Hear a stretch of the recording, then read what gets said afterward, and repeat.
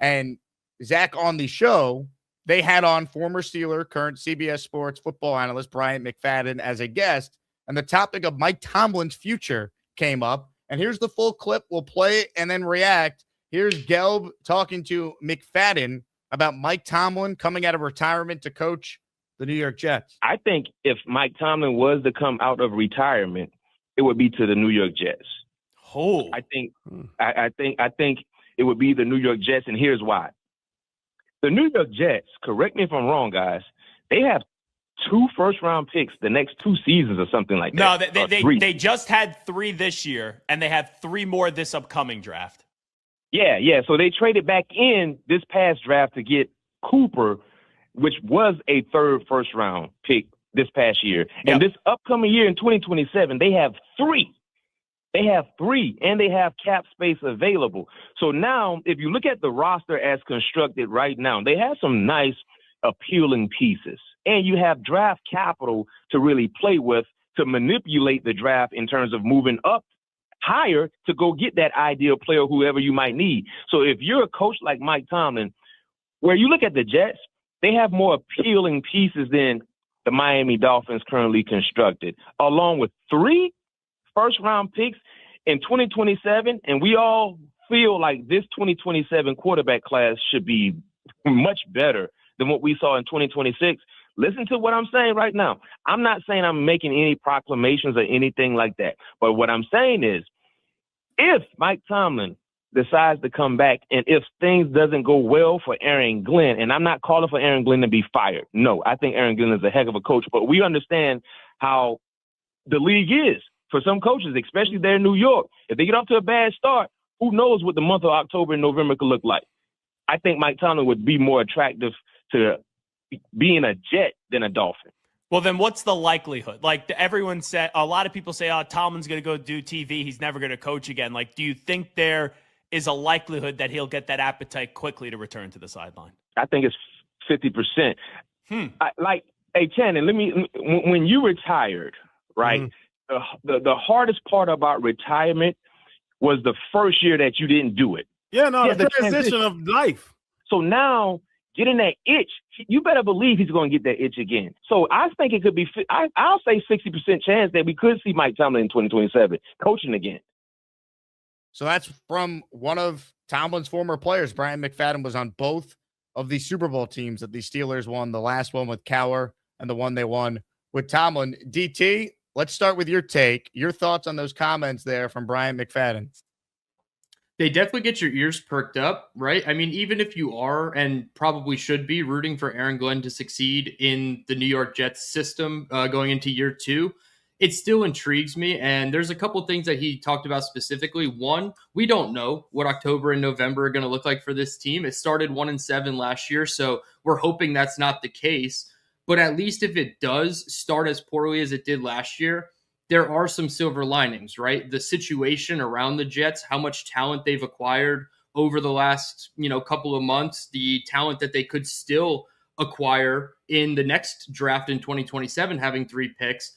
It's very similar to the quarterback conversation, right? I know last year the hot buzz quarterback was Joe Burrow. And, could the Jets trade for Joe Burrow with all of their draft capital? That conversation is still in play at quarterback, but it also opens up to head coaches as well. There could be head coaches that might be getting fired or, that could be coming back that are still under contract like Tomlin, where you see a scenario like a Sean Payton going to the Denver Broncos where they gave up a first-round pick for him. And that would be a very good use of a first-round pick. You get a coach that at worst is a 500 head coach, right? 9-8, 10-7 is probably like his floor.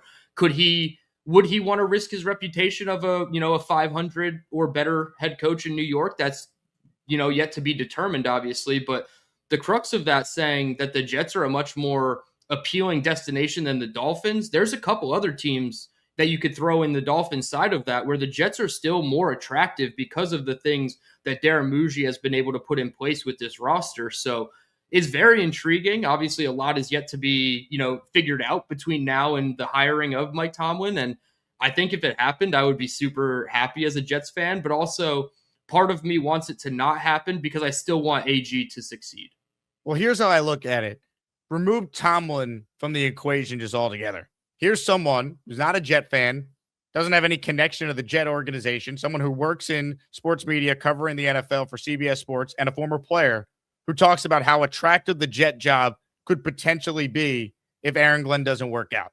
That should be the first takeaway. Because again, so much of the Jet season is about, does Aaron Glenn get the chance to be here for a third year? If we can't definitively say yes to that, then get someone else because it's an attractive job. I know people go, the Jets, but there's pieces here. There's an offensive line in place. There's a Garrett Wilson and Breece Hall in place. There's a David Bailey in place. There's some real pieces on this team that would be attractive for a proven head coach like a Mike Tomlin or Sean McDermott, or for the next up-and-coming offensive guy, next year's Clint Kubiak. Maybe it's Davis Webb, who's got the connection to Darren Muji. So even before I weigh in on the Tomlin angle, just the fact that the Jets are an attractive spot for a coach because people around the league, locally and nationally, see what Darren Muji has done putting the team together. That gives me hope as a Jet fan because you have the 3 first-round picks on top of the roster in place already and $150 million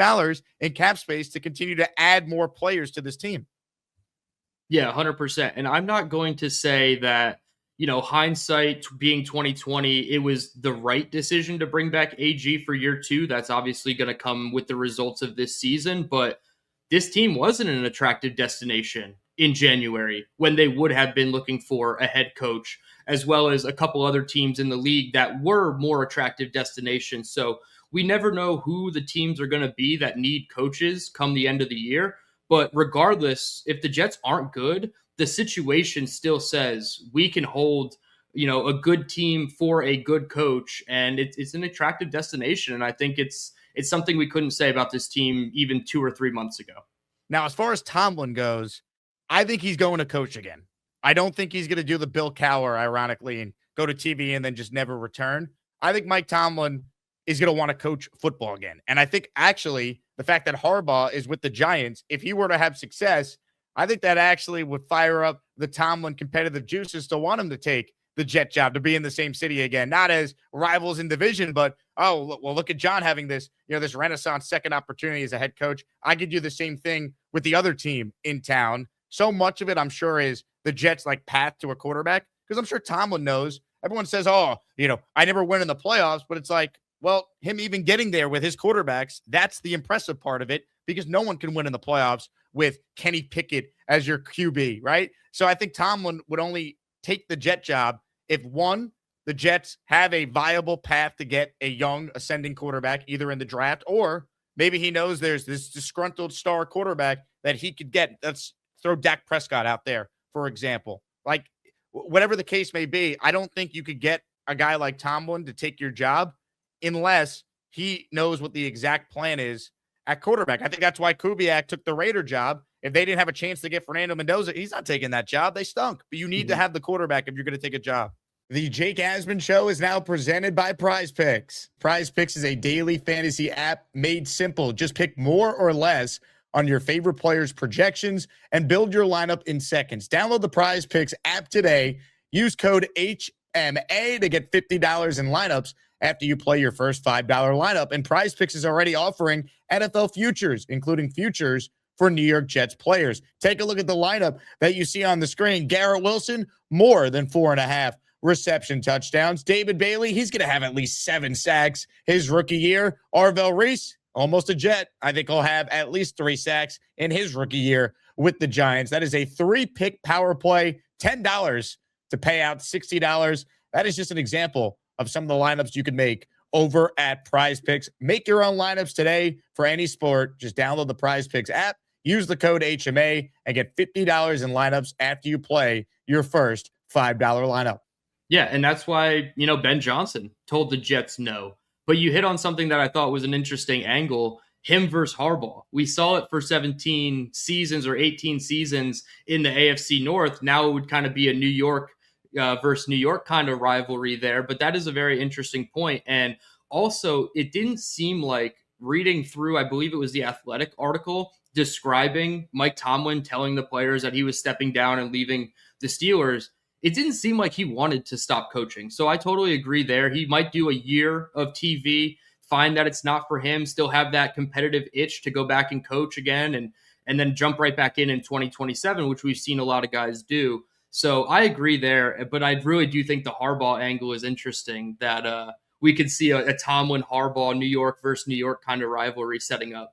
Also, we know who Woody Johnson is. We know he loves when the Jets are the center of attention. He would love to hire a guy like Tomlin if there's a chance that he could stick it to the Giants and take away the shine that has been Harbaugh taking that job and the love affair that has been the Harbaugh era, despite the fact he hasn't coached yet. I mean, he's getting standing ovations at Giant Town Hall, at the Beacon a couple weeks ago. Like, Giant fans are in full bloom love the way we were with Aaron Rodgers before we ever saw him play. Like, that type of feeling. I think Woody sees that. I mean, this is a guy who acquired Tim Tebow after the Giants won their second Super Bowl to try and steal away headlines from Big Blue. So here we are in 2026.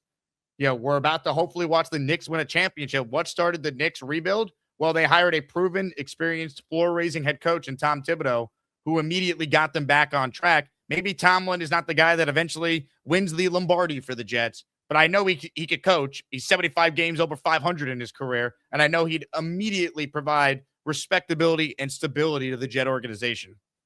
Yeah, like you could even look at him as like a elite bridge head coach option that gets you out of the basement, gets you out of purgatory or hell, or however you want to describe it.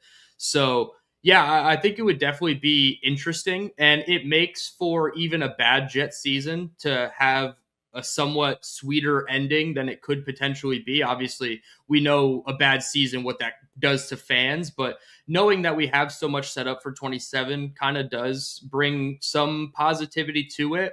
And I agree about the Woody Johnson part completely. If the Giants are like one game away from making the playoffs, or they make the playoffs and get completely routed in the wild card round, Woody's going to look across the town and be like, all right, we need to one up the Giants. We need to, reclaim that stake as big brother. And yeah, the Giants are getting a lot of love right now with Harbaugh. So that's definitely going to, itch Woody Johnson a little bit, or like irk him a little bit if things aren't going smoothly with Aaron Glenn in year 2. Comments, questions, super chats, cut the line. How we feeling, Jet fans, about those comments there from Bryant McFadden about Mike Tomlin coming out of retirement to coach the New York Jets? I mean, here's the thing too.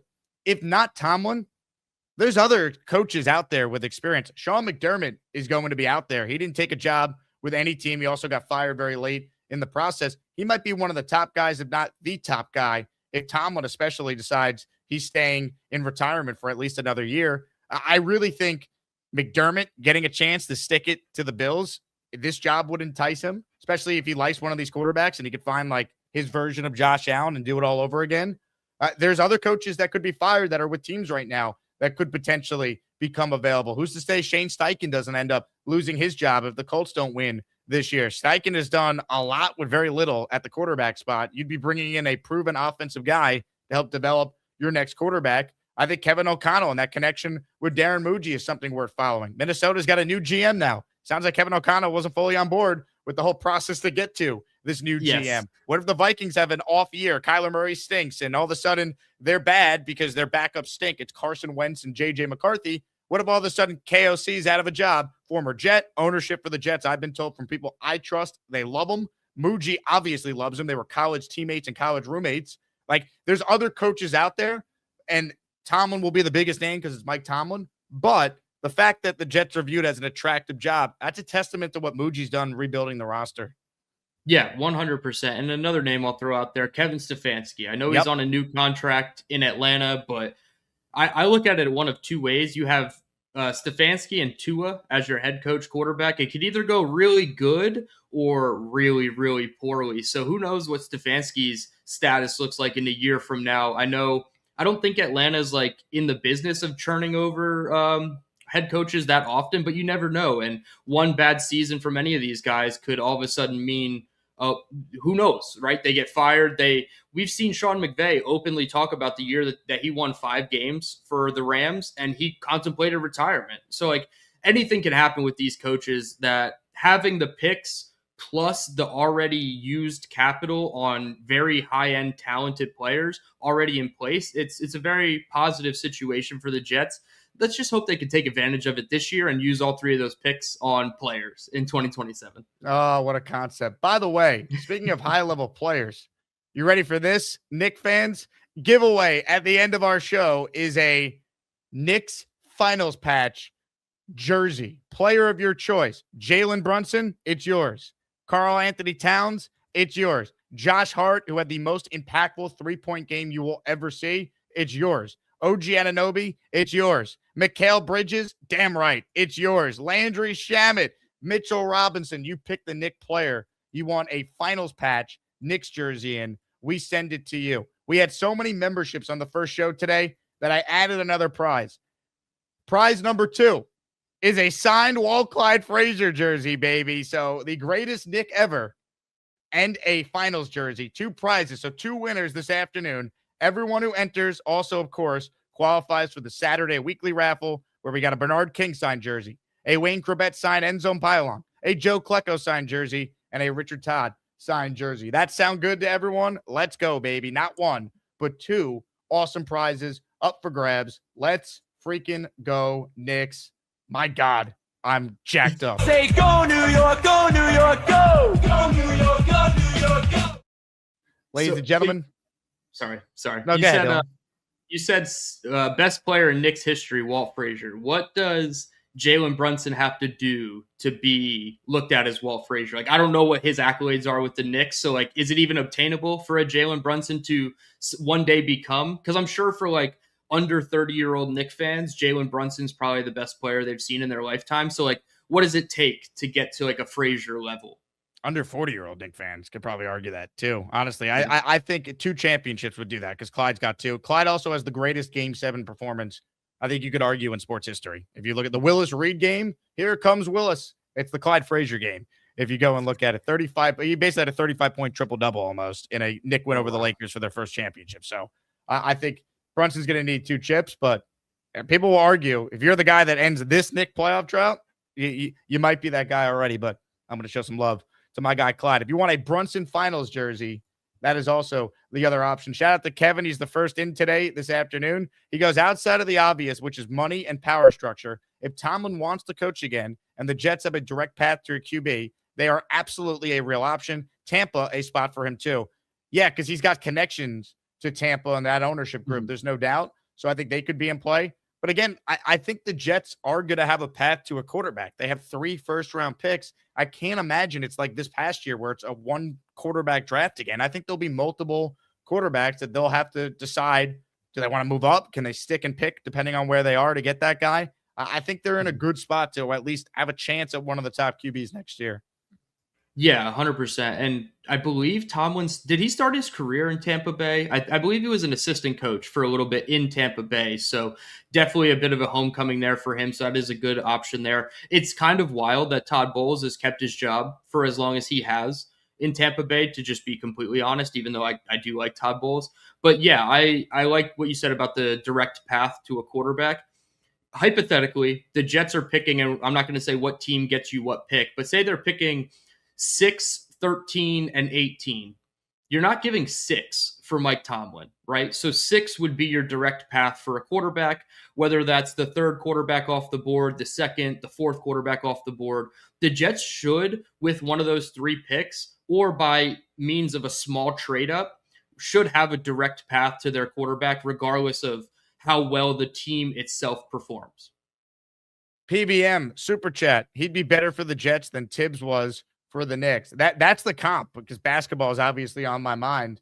Again, Tom Thibodeau helped restore order for the Knicks, who were in the absolute gutter. He got them to the conference finals for the first time in 25 years. Guys got better under him. They maxed out maybe what they could do with him, some would argue, but the guy's an outstanding coach. If Mike Tomlin never won a Super Bowl with the Jets, but he did what Bill Parcells did 30 years ago, that's the comp. That's what this franchise desperately needs, because after Parcells, the Jets were good in the 2000s. Yes, they had the deal with Brady and Belichick, which is why they didn't have more division titles to show for it. But they went to the playoffs 6 times in Woody Johnson's first 10 years owning the team. That's not nothing. Yeah, I wish we had that more often, right? It felt like every other year they were in the playoffs. And then the years that they didn't make the playoffs, other than maybe like 1 or 2 outlier years, they were like 8-8. They were a 500 team. They were doing the Mike Tomlin, right? So could Mike Tomlin come in, get us a wild card loss in year 1, and then maybe a championship berth in year 2, and then we eventually move on and get our Mike Brown for the New York Jets that gets us all the way to the Super Bowl. So yeah, I mean, it's putting the pieces in place, and the Jets have already done that. Now go get the head coach, who then has the choice of quarterback, and I think everything would be fully in motion to help us get there. Christopher says, wow, how can you call yourself a Jet fan by talking about this?